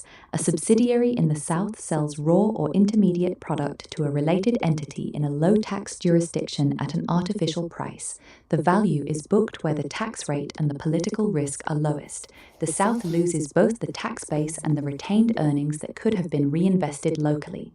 UNC Today and the Tax Justice Network have documented the scale for years.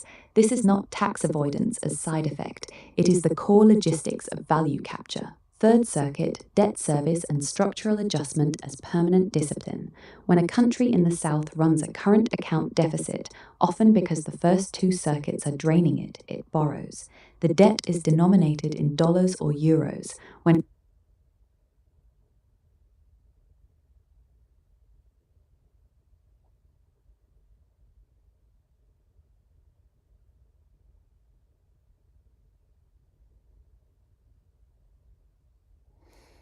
It's nice to see Claude fixing my computer. I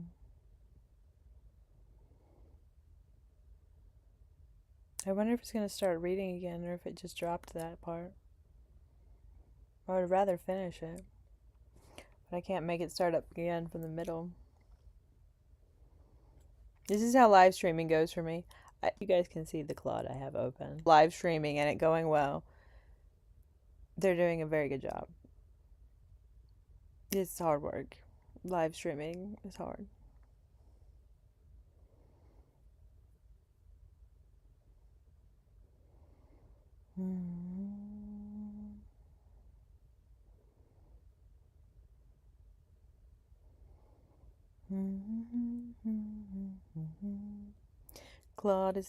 Grok is thinking.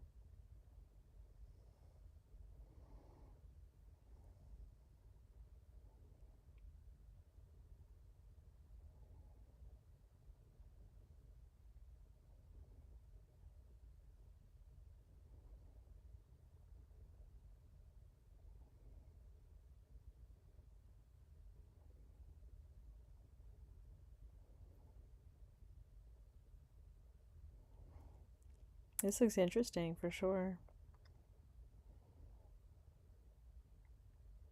I wish it would pick up from where it left off, but I don't think it's going to at this point. It's been quite a while.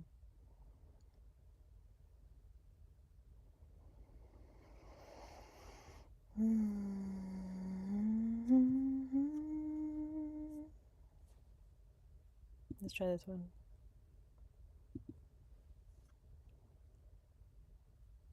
Continuation of the framework. Same density, same purpose. The extraction circuits do not run on ideology. They run on a small number of firms that price, move, and book the value. If you cannot name them and pressure them, you are not interrupting anything. Northern leverage points, the actual node's commodity price formation is concentrated.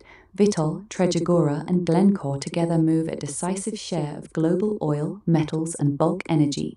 Cargill, ADM, Bunge, and Louis Dreyfus still dominate the major agricultural flows.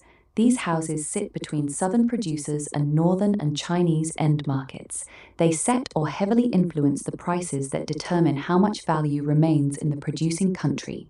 Their internal transfer prices and their control of storage, blending, and financing are the daily mechanics of unequal exchange.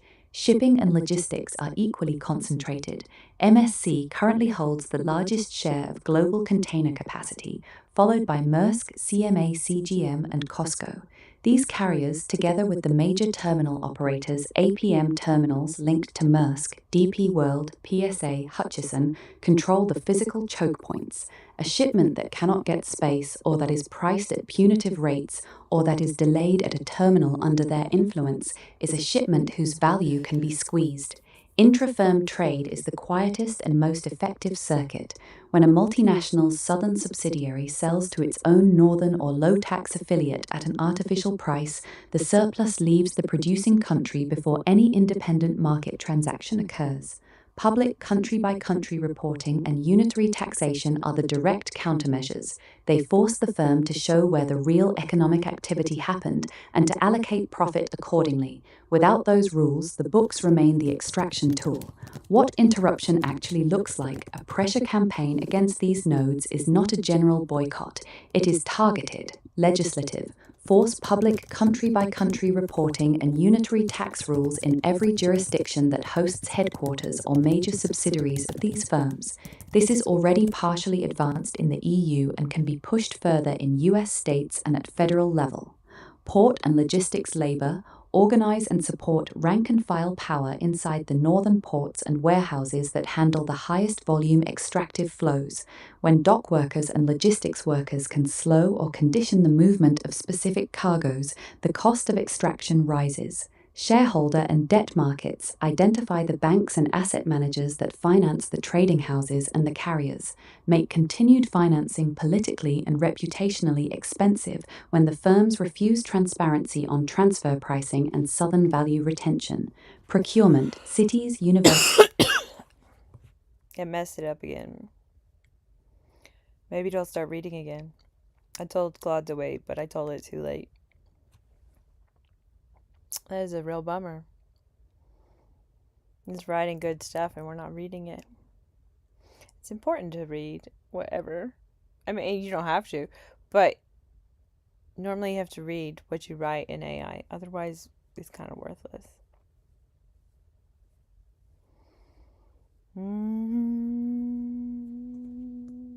Universities and large institutions can refuse contracts with the most opaque traders and carriers unless they meet specific disclosure and value retention standards. None of this is symbolic. Each raises the operating cost of the current circuit and creates space for alternatives. Parallel systems, cooperative import networks at scale. A cooperative import network is not a fair trade boutique. It is an attempt to build a competing logistics and pricing channel that keeps more value in the producing communities. What it requires in practice, aggregated northern demand large enough to fill containers or charter vessels on regular routes. Without volume, freight costs destroy the model. Reliable southern producer organizations, cooperatives, peasant associations, or public marketing boards that can deliver consistent quality and volume and that are democratically controlled by the producers themselves. Working capital that is patient. The network must pay producers promptly while waiting for final sale and distribution in the north. That capital comes from member equity, northern consumer and institutional members, solidarity funds, and where possible, public or philanthropic patient capital that does not demand extraction-level returns, professional management that is accountable to a multi-stakeholder board, producers, northern consumer members, workers in the logistics chain. Amateurism kills scale. Democratic control without competence also kills scale. Risk management, currency hedging or local currency contracts where possible, quality control systems and insurance that is not controlled by the same financial institutions that underwrite the old circuit, political cover. The network needs governments or large institutions willing to give it preferential access to ports, storage or public procurement. Oh no. That didn't help. It did help the first time, I thought, but maybe not.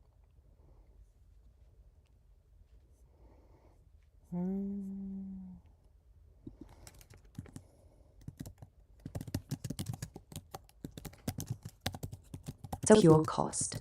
Funding starts small and compounds. Early capital is almost always a mix of member shares, grants from aligned funds. Copy their architecture and scale them into binding public policy. Look at the categories that already work. Disaster mutual aid. When hurricanes, fires, or pandemics hit, groups like Mutual, the task is to connect them, professionalize the logistics layer, and grow the demand base until they can move meaningful volume outside the pricing power of Vitol and generators into neighborhoods long before official agencies finish. Stop treating local electoral work, mutual aid, and internationalist logistics as separate lanes. They are the same metabolic practice at different scales. When you volunteer for a green campaign in your county, you are learning how to map power, identify decision makers, build lists, hold people accountable, and move resources under democratic discipline. Those are exactly the skills required to organize a cooperative import node or to pressure a municipal government to shift procurement. When you run for school board, you are practicing the governance of a public institution that allocates real resources under formal democratic rules. That is the same muscle used to design and defend South-majority institutions that control liquidity, trade rules, or technology transfer. The scale is smaller, the form is identical. Collective decision-making over material flows with accountability to the people affected. When you build or sustain a mutual aid network that moves food, medicine, or housing support without extracting surplus, you are already running a non-extraction metabolism. The only difference between that network and a cooperative import system is volume, distance, and formal institutionalization. The principle, value stays with the people who produce and need it, is the same. These are not metaphors, they are the same work. The local green campaign is the training ground, the school board is the governance laboratory, the mutual aid network is the living prototype of the metabolism, the cooperative import network and the replacement of the IMF, World Bank, WTO are the same practice expanded until it can operate at continental and global scale. If you treat them as separate, you will burn out on the local and never reach the structural. If you treat them as continuous, every hour spent on the local is directly building capacity for the global. Concrete micro-actions this month. Do not wait for a perfect organization. Identify the Green Party or Progressive Independent campaign closest to you that is running for any local office this cycle. Contact them this week. Commit to a concrete weekly task. Petitioning, data entry, door knocking, or fundraising for the next 8 weeks. Treat it as skill acquisition for the larger project. 2. Locate one mutual aid or solidarity economy project in your area that already moves material goods, food, medicine, tools, clothing. Ask what logistical bottleneck they face that additional organized labor or a small amount of capital could relieve. Solve one of those bottlenecks this month. 3. Research whether your city, university, or pension fund has any procurement or investment relationship with the major commodity traders or shipping lines named above. File a public records request or ask the relevant elected official for the information. Publish what you find. 4. Join or form a small study and action group, 5 to 12 people, that takes one southern producer cooperative or marketing board and maps its current route to northern markets. Identify the exact points where value leaves. Present the map publicly and propose one concrete intervention, procurement shift, publicity, capital, or political pressure that your group can execute within 90 days. 5. If you have any professional skill in logistics, accounting, law, or software, offer it this month to an existing cooperative trade or solidarity economy network. Competence is scarce outside the state and start making them the template for the state itself. We do not want better charity. We want the successful methods of the most effective non-state actors. Yes, exactly this. It's nice when AI writes what you actually think. I mean, I did tell it that. This is very good. Hopefully it will pick up reading again. I prefer when it reads. It makes me very uncomfortable to have this dead air. I have to make up things to fill it. But I do really enjoy live streaming. I'm so glad you guys are here. I'm working on my 4,000 watch hours to monetize my channel so I can... 4 weeks from local campaign to cooperative network thinking. Most people never move past the first meeting because no one gives them a sequence. Here is one. Week 1, attachment and observation. Choose one concrete local node, a green or progressive independent campaign for any office, or an existing mutual aid project that moves material goods. Contact them within 48 hours. Ask for one recurring task that requires showing up: petitioning, data entry, food distribution, phone banking. Do the task 3 times this week. Keep a private log: who holds decision power, how information moves, where bottlenecks appear, how conflict is handled. Do not offer grand ideas yet. Learn the metabolism of the group. Week 2. Skill mapping and first contribution of capacity. Identify one skill you already have: writing, accounting, logistics coordination, graphic design, legal research, language, vehicle access, childcare capacity.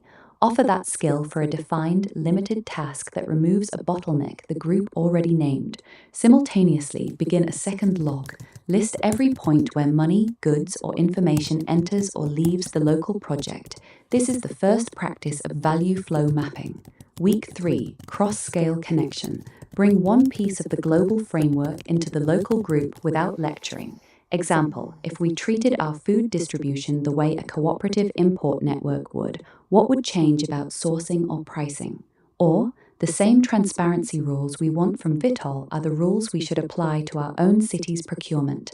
Propose one small experiment that links the local work to a larger circuit: a public records request, a joint statement, a shared reading. Record the response. Resistance is data. Week 4. Formalization of a study and action cell. Invite 3 to 7 people from the local work or new people into a standing study and action group with a fixed meeting time. The group has 2 permanent functions: A. Deepen analysis of value extraction and alternatives. B. Execute one concrete intervention every month that either strengthens the local node or pressures a northern extraction node. Assign roles: facilitator, note taker, research lead, action lead. Rotate them. This cell is now a permanent piece of infrastructure. After 4 weeks, the person is no longer a spectator. They are inside a dual structure: a local campaign or mutual aid project that trains the muscles, and a study and action cell that orients those muscles towards systemic interruption. 2. The study and action group. Exact curriculum. The group does not read for moral improvement, it reads to locate leverage and design interventions. Core sequence: first 3 months. Week 1-2. Unequal exchange mechanics. Primary text: Samir Amin's work on unequal exchange and the law of value on a world scale. Selected chapters. Supplement with the latest UNCTED Trade and Development Report sections on terms of trade. Discussion prompt: map one commodity that enters our city. Where does the value leave the producing country? Week 3-4. Transfer pricing and corporate opacity. Primary materials. Tax Justice Network reports on unitary taxation and country-by-country reporting. Specific case studies on Glencore, Trafigura, or Cargill where available. Discussion prompt: which of these firms has any contractual or financial relationship with institutions in our region? Week 5-6. Debt as governance. Primary text: sections from the Jubilee Movement literature and modern sovereign debt audits, Argentina, Ecuador historical examples, current African and Caribbean cases. Discussion prompt: what would a local debt audit of our own municipal or university debt reveal about entanglement with the same financial system? Week 7-8. Existing countermodels. Primary materials: Mondragon governance documents, publicly available summaries, Cooperation Jackson's writings, SEWA's organizational model, Brazilian Solidarity Economy Network reports. Discussion prompt: which elements of these models can be piloted at the scale of our current mutual aid or campaign work within 90 days? Week 9-12. Logistics and parallel systems. Materials: case studies of existing fair trade and solidarity trade networks. Open documents from any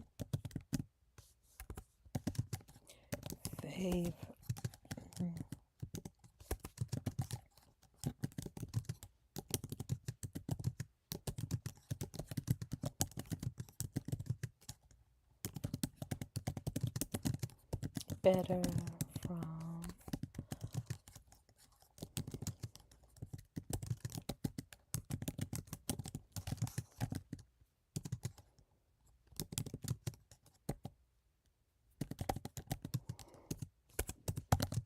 but don't dwell there.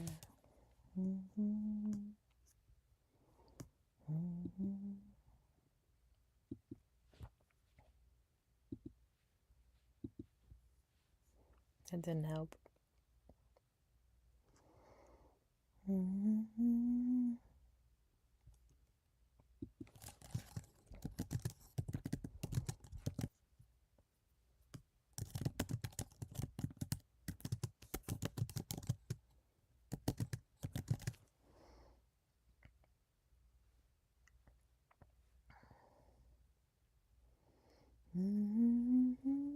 Let's see. Come on, little thing. Stop spinning.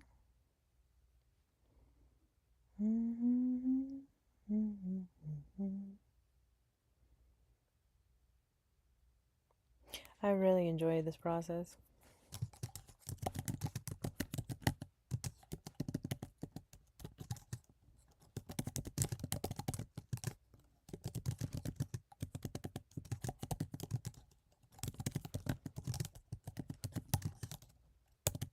Prompt designed the specific no uplift filler. The goal is activation through analysis and identifiable leverage points, not inspiration. We are not discussing trade reform. We are discussing the operating system that moves value from the majority of the planet to a minority of it, and how to replace that system before it finishes converting the remaining ecological and social capacity of the global south into northern asset prices. Start with the mechanism, not the moral complaint, the mechanism. The extraction machine shown global supply chains do not primarily move goods. Specification. Never build a parallel network that depends on a single shipping line, a single port, or a single large buyer.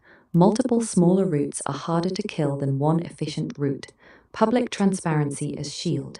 Publish the value flow maps, the contracts, the pricing data. Opacity is their advantage. Forced visibility raises their political cost. Political and institutional alliances, a cooperative network that has formal relationships with municipal governments, universities, or unions is harder to isolate.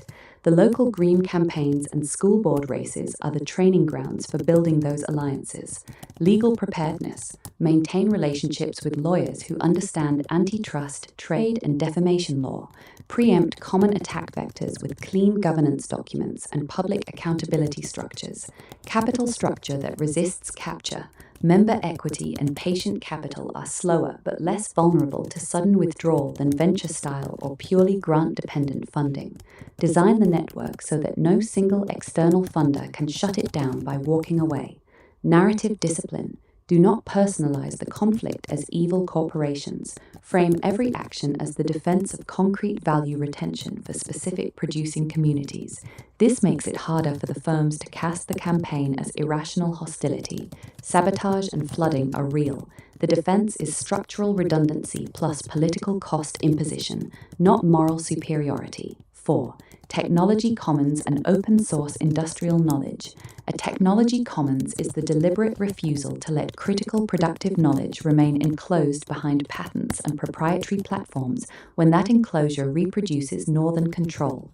Concrete domains that matter for non-extractive trade and production, agricultural and processing equipment designs that can be built and repaired locally, open source. This is not a market failure. It is the market working as designed under conditions of asymmetric power.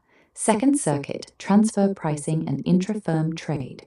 The majority of world trade is not between independent parties. It is intra-firm manufacturing processes for essential medicines and diagnostics, renewable energy hardware designs, open solar, micro-hydro. It's definitely Claude that messes up the sound. It takes so much energy out of my computer. I wonder if I should shut this one down.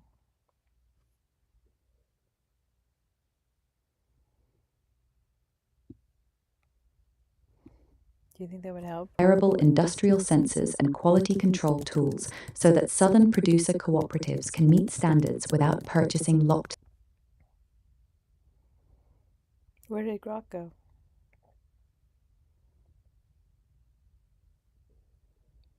trade inside multinational corporations.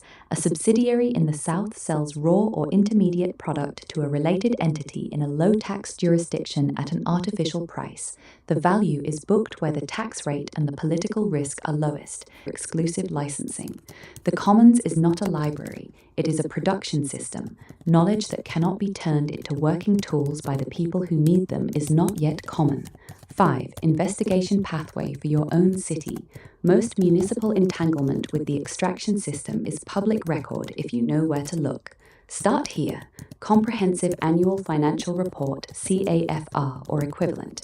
Every city and most large institutions publish one. It lists major bank relationships, investment holdings, and debt. Pension fund holdings. Public employee pension systems usually disclose their top holdings or at least their asset allocation and major managers. Search for the most recent investment report. Procurement portals. Most cities have online systems showing contracts above a certain threshold. Search for the commodity traders, shipping lines, and large food or logistics firms. Bank deposit and banking relationship disclosures. Some jurisdictions require disclosure account deficit, often because the first two circuits are draining it, it borrows. The debt is denominated in dollars or euros. When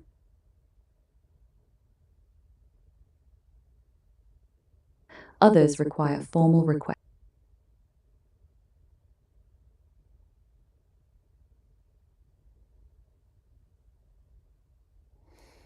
It's nice to see Claude fixing my computer. I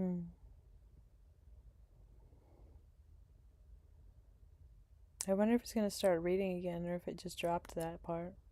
Isolated unless they are deliberately linked. Local cell, regional cluster, study and action groups in the same bioregion or state share research, coordinate public records campaigns, and pool demand for cooperative import experiments. Regional cluster, continental network. Regional clusters federate for larger capital raises, shared legal defense, and coordinated pressure on national legislation, unitary tax, public procurement standards, port labor support. Continental network, global coordination. Continental bodies maintain formal relationships with southern producer organizations, share intelligence on trading house behavior, and align timing of pressure campaigns so that northern and southern actions reinforce each other. The architecture is federal, not hierarchical. Local cells keep operational autonomy. Higher levels exist to move information, capital, and political cover that no single cell can generate alone. The green campaigns and mutual aid projects remain the base layer because that is where people actually learn to govern material flows under democratic rules. 7. The psychological and cultural shift. Moving from powerlessness to participation in value flow interruption is disorienting. The dominant culture trains people to experience politics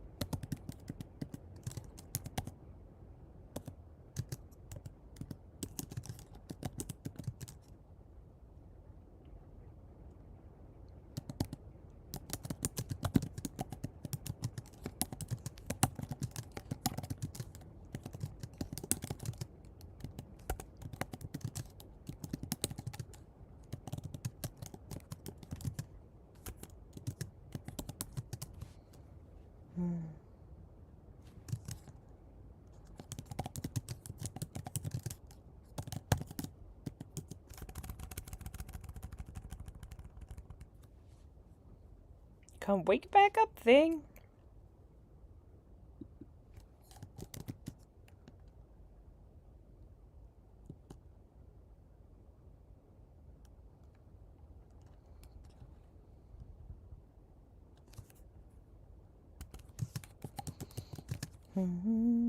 Alright, since it's buffering, let's send that. Let's see what it works on next. Hopefully the sound will pick back up any second. We were almost through, if it doesn't. I'm so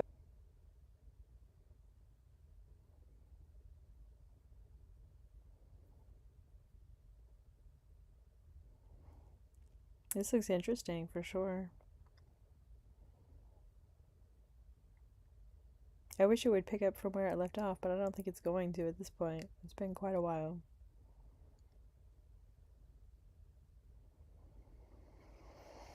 Write the next prompt for our next read aloud.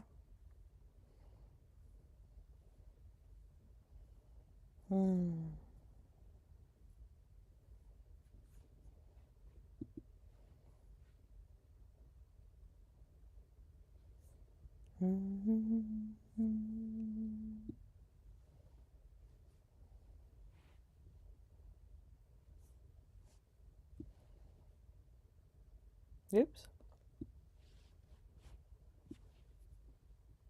Okay.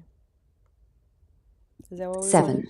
The psychological and cultural shift, moving from powerlessness to participation in value flow interruption, is disorienting. The dominant culture trains people to experience politics as opinion or identity. This work requires experiencing politics as logistics and power accounting. Sustainable engagement rests on 3 practices: bounded commitment. People burn out when the work is framed as infinite moral obligation. Frame it as finite, rotating tasks inside a durable structure. The structure carries the continuity. Individuals move in and out. Visible feedback. People stay when they can see a container move, a contract change, a public record released, a local policy shifted. Abstract global victories are too distant. Design every campaign so that intermediate material results are visible within weeks or months. Shared analysis instead of shared emotion. Groups that rely on continuous emotional intensity collapse. Groups that rely on shared maps of power and recurring practical tasks persist. The study and action format is designed for the latter. The cultural shift is the replacement of the spectator stance with the builder stance. The builder does not need to believe the new system, only needs to keep adding functional pieces and defending them. 8. The continuous thread. Every piece of this blueprint is the same work. The local green campaign is the place you learn to map power and move people under democratic discipline. The school board race is the place you practice governing real resources with formal accountability. The mutual aid network is the place you run a non-extraction metabolism in real time. The study and action group is the place you connect those skills to the global value circuits. The cooperative import network is the mutual aid metabolism expanded across borders. The pressure on Vitol, Trafigura, Maersk, and the rest is the same accountability practice applied to the firms that currently set the terms of planetary value transfer. The technology commons is the knowledge layer that prevents the new systems from being re-enclosed. There is no separate internationalist track and local track. There is only the work of building and defending non-extractive material circuits at every scale you can reach, using the skills developed at the scales you already inhabit. The viewer watching tonight does not need a new identity. They need a week 1 task, a study group, a public records request on ideology. They run on a small number of firms that price, move, and book the value. If you cannot name them and pressure them, you are not interrupting anything. Northern leverage points are separate from the others. Start the sequence. The architecture grows from the cells that actually meet and act. Everything else is commentary. Vitol, Trejagora, and Glen. What was I going to say?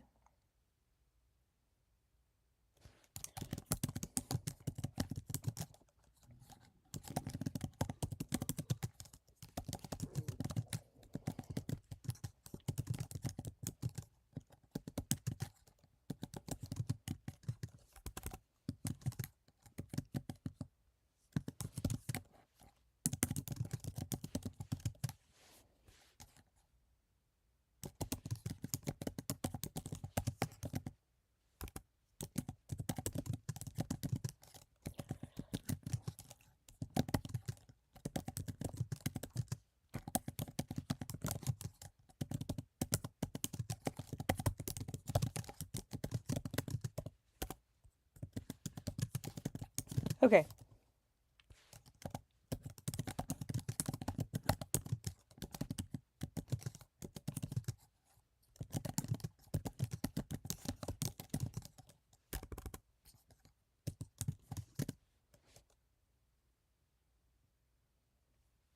Did we read this one? Yes. Okay, let's send this to Claude, and then we will send it. Well, Claude will send it to Grok.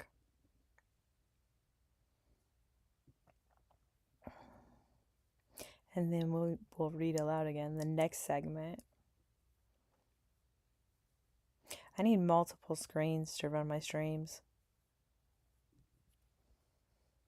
That would be super nice.